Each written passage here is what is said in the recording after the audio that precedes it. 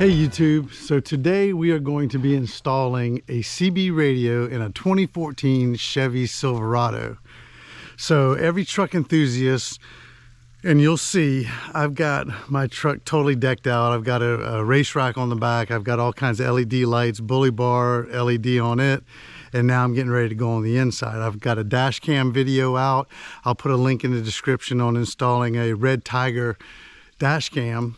But today we're going to do a CB radio, one that I kind of went through all the motions of what kind of radio, and I came up with this best fit and put a spin on it. So I'm going to show you how to install it, okay? Stay tuned. So first, when you're going to install a CB, naturally we have to go through the agonizing pain of figuring out how to run the antenna wire. So I've installed this bully bar, and here I've mounted my 18-inch antenna and ran the wires, zip tied, got that cleaned up.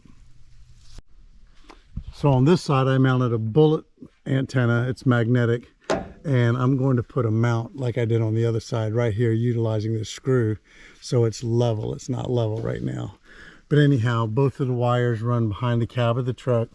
And of course, getting the wires inside the truck is the part that you've got to figure out. So there's YouTube videos out. I found one that told me exactly what I needed to do on a 2014 Silverado. So with that being said, I'm going to show you how I ran both wires into the truck. I zip tied them and tucked them away until I got the equipment I want. So the CB antenna obviously is for the CB. The bullet antenna is going to be for a digital scanner, because I'm a scanner enthusiast. I like to listen to the police calls and all that stuff. But anyhow, I'm going to install it inside the truck as well when the time comes, because they're a little bit pricey. So I'll show you how I ran the wires and got to where I needed to be to install everything, okay? I definitely recommend you get the proper wire for running power and a trim tool kit. So this comes in handy when it comes to taking off all your trim in the truck, because there are the dash cam that I installed, I needed trim tools to take off certain moldings. So on a 2014 Silverado, in the back seat, the hole that you're going to run your wires up through for your antenna cable the coal comes out about right here underneath the carpet. So you have to pop this off right here, and not necessarily this or this, but this plate right here, which snaps off pretty easy. Trim tools come in handy so you don't break your clips. And then you can feed, there's a track in here that you can run the wire so it's not getting pinched or anything. And I'll show you that. But anyhow, I ran this wire all the way to the front for the CB. This doesn't have to come out, nor this, but you have to move it. And again, the hole where the wire comes through underneath the truck is about right here where my finger is. Of course, everybody's got their own ideas when it comes to how they want to install or what kind of radio to install. So I ended up buying a Uniden Bearcat. Everything is right there on the mic, so it's clean. In this kit, you get the radio. This is the radio, control everything. RJ45 connection, and this right here is the radio itself. Small, compact. Got an extension cable, but I need a longer one, so I bought a 10-foot male to male in RJ45 connector cable. So what I'm going to do is I'm going to install the mechanism for the CB underneath the back seat, because the antenna wire that I bought off Amazon, which was for the mount, the antenna, the wire, was about $30, I believe. And anyhow, I'm going to run a RJ45 or Cat 5, Cat 6 wire up to the front, and the RJ45 plug for the mic itself is just going to come out the dash, and that's it. That's all you're going to see. So with that being said, normally this plugs into the radio. It's got a rubber boot, make it look clean, but I'm not going to use, I'm only going to use this, but this is mounting under the back seat. I did buy this. This is a RJ45 connection, female to female. So what I'm going to do is I'm going to run this wire from the box underneath the back seat to the front of the truck, drill a hole, mount this, and now all I'm going to have, and I'm going to remove this cap, I don't need it. All this has to do is plug in, and we're back in business. So now that you got a little bit of history of how I'm going to do all this, as far as the installation, you might want to fast forward to it, but I'm going to do it right. So I gotta solder all my connections and get the wire for the power, because remember, the power now has to run all the way to the back seat to power the radio. So I got to get all that done. All right, we're going to get into preparation now. So I've got 16 gauge wire. I bought a spool, $15. This is the wire that came with the unit itself, and it's got a fuse in it.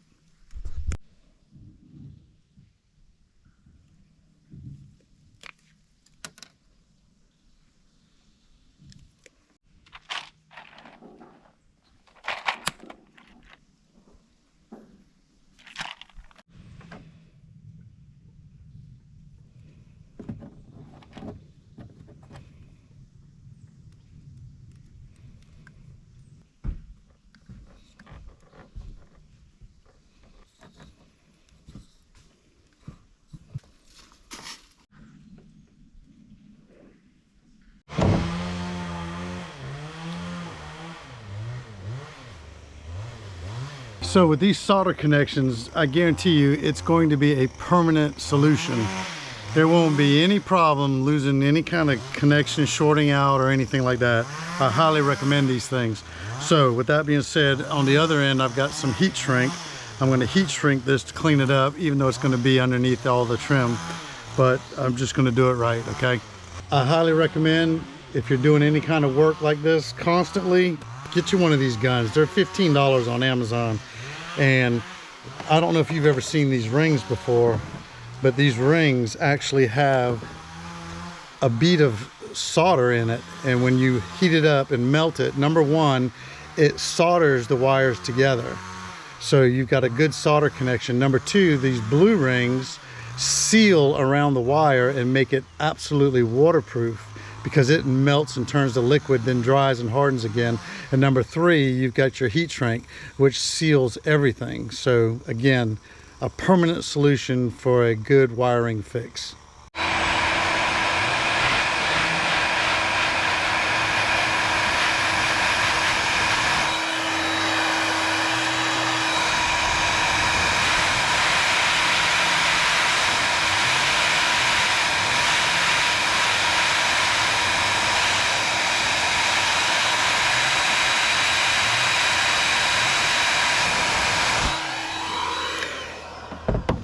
And there's your soldered connection.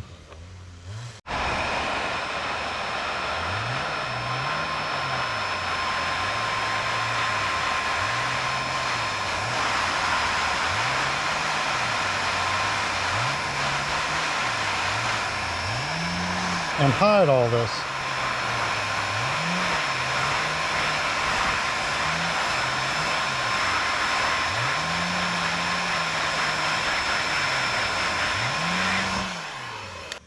Done. So now I've got a plug, a fuse, and now I'm going to run the wire to where I need it in the fuse panel. Okay, let's get back to the antenna wire. So remember, I mounted the antennas on top of the race rack, ran the wires zip tied nice and clean down the pole here, and then behind the cab here. All right, so I came between the cab and down. Now I run a wire through this brace here and came out and traveled it. See the wire right here? And if you look right there, there's a plastic plug that is on the bottom of the truck. I would recommend not taking it out, but use a large drill bit and drill through it. And you might have to ream it out a little bit. You might have to play with it to get that connection through, because that CB antenna's got a big connection on the end. I did it though. I got it through, and then I have that scanner. I have 2 antenna wires. The scanner wire runs up through there as well. And like I said, it comes up about right here on the floorboard, and I just took my tools and popped this off, and I kind of finagled with this. See how it comes out from the rubber stripping? And you can lift the carpet up and reach in there and pull your wire out. So here's the wire right here. This is track I was telling you about, not this metal plate. This protects other wires for the truck. I ran that wire right through there, and I came up and out right here. Now I've got the seat folded up so you can kind of get an idea where I'm at. This is only as long as this wire is. So that's why I'm like, this is perfect. If I mount the radio, this isn't why I did it, but I didn't want that little box up under the dash up front with me. I want to mount that box back here and run that Cat 5 wire all the way to the front and put the plug in. So this actually works perfect.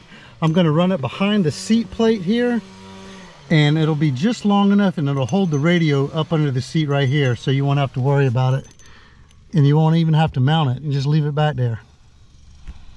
So now we know what we're dealing with. Let's get the power to it. So let's make sure this wire works and these RJ45 connectors work properly.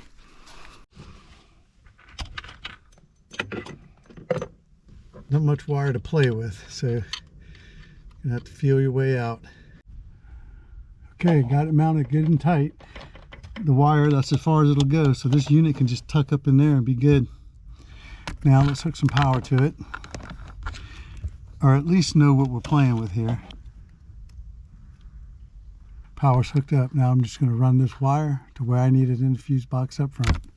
Okay, here's the inside fuse panel. Get your trim tool, pop this off. There's a certain way it pops off, so be careful. And we're going to tap into that fuse panel.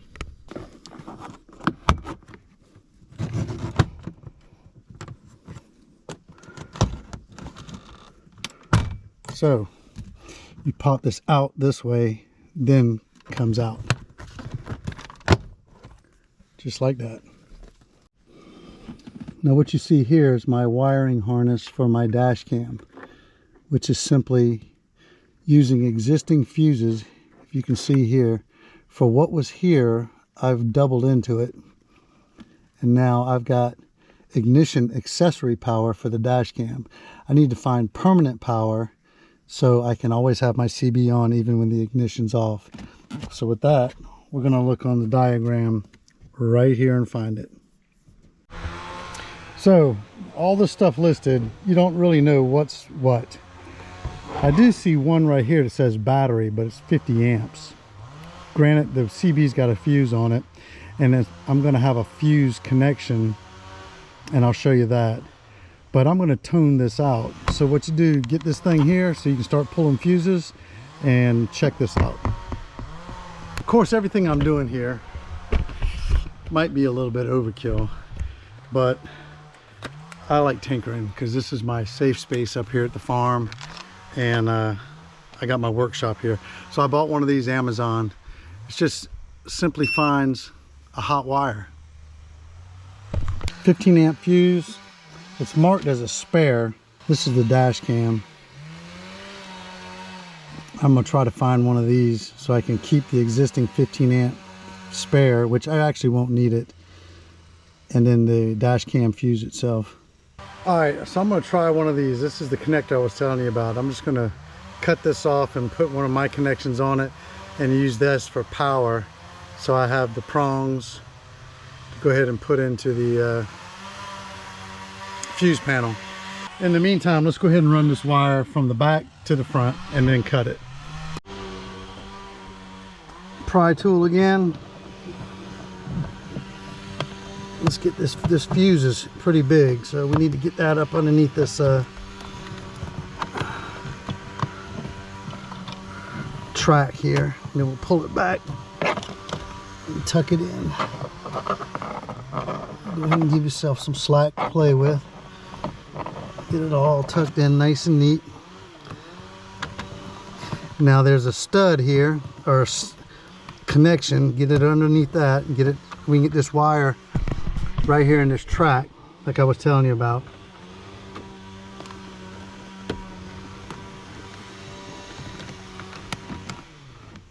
And then we're going to run it right on up to the front.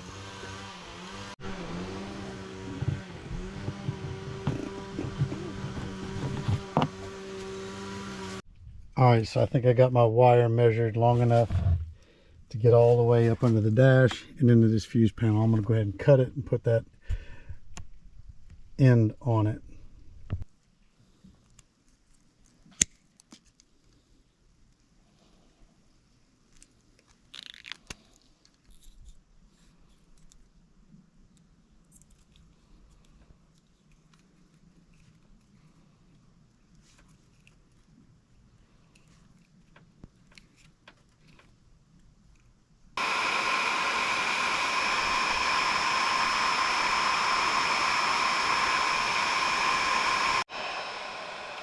A little heat shrink, trim tool.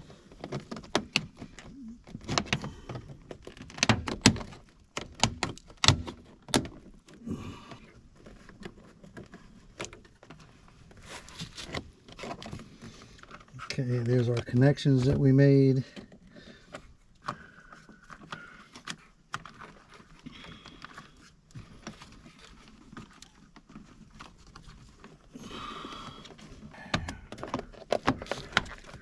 Okay, I've gone along the whole bottom track and I've come up in here right behind this panel here.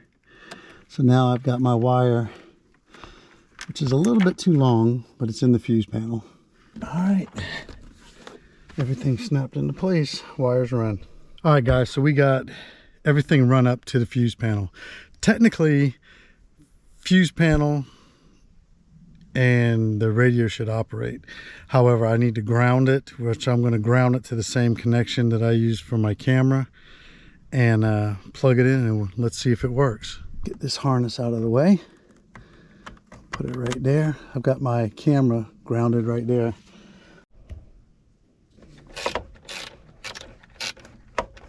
All I'm going to do is, since I have this extra length, is strip a little bit of the wire, and I can still plug it in and leave this wire here intact.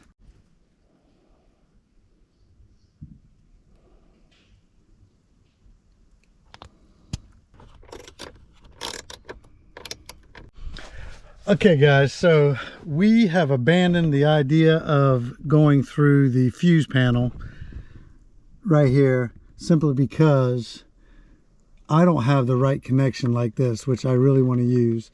Okay guys, I'm going to pause right here simply because I did not have the right connections. I had a pile of these connections, but unfortunately none of them fit any of these fuses. They must be for some different kind of model of fuse that I'm not aware of.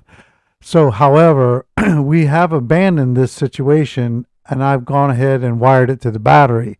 But I'm going to go back and put in the right connection and then power it from the fuse panel. So keep that in mind. So what I did was I went ahead and ran the wire straight to the battery, remembering the CV's got a fuse in it already. So I've got it straight wired to the battery. So here we go. And that's it. We got power. It's been on now for about an hour. Everything's good. So I'm gonna go ahead and run. This did work. This junction here did work. So I'm going to keep this wire here and run it now. All right, so I got my extension cable run all the way like I did the power wires, all up underneath, all zip tied, tucked away, and over to where I want to mount. All right, now that we've got everything run, powered, ready to go, I'm going to try to find a way to get that little glove box, this little miniature glove box, like where the ashtray used to be. I'm going to get it out. I'm going to drill my holes, because I have to drill a hole through the back of it to get my wire into it, and then of course to drill the hole in it to put the RJ45 connector. That'll be next. We know everything works, should be able to plug it in. Lastly, it'll be mount the mic, and we're in business.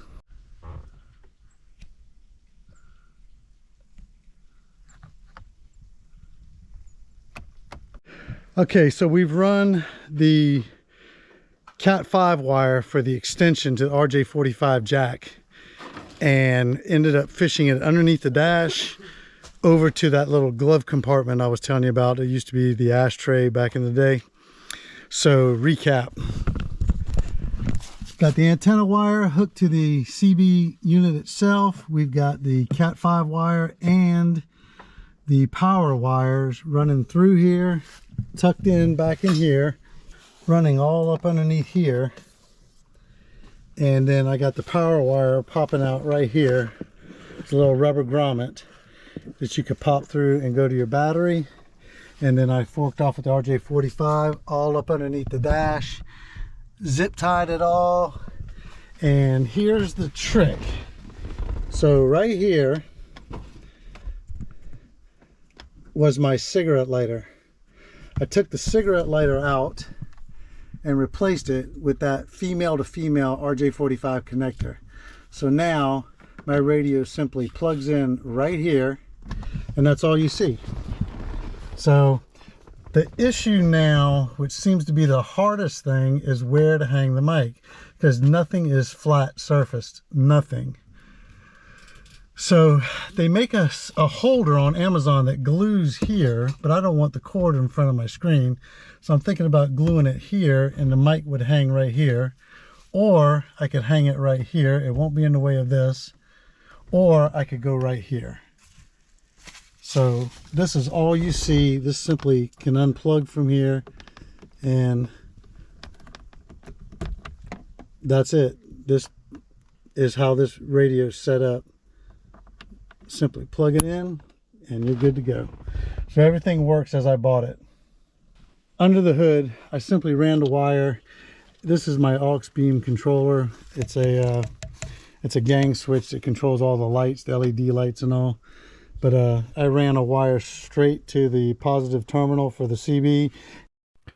Also, at the end of this video, I made a list of all the products that you've seen in this video that might be helpful when doing this install.